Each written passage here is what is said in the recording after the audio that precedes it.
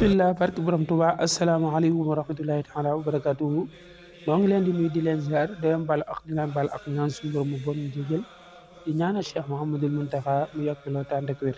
ñu fas yéene di kaate yéen ci seen naafila bés bi guddi fukkeel ga ak juróom-ñett ku ca julli fukki raka bu ci ne nga daraja fatiha benn yoon sabbi xisma rabbikal ala benn yoon xul yaal gaafiruuna benn yoon xul huwallaahu ahad ba mu jeex benn yoon guddi fukkeel ga ak juróom-ñett ku ca julli fukki raka bu ci ne nga daraja fatiha benn yoon sabbi xisma benn yoon xul yaal gaafiruuna benn yoon xul huwallaahu benn yoon koo ko def mel na ni ku moom àdduna sépp ak li ci biiram ba noppi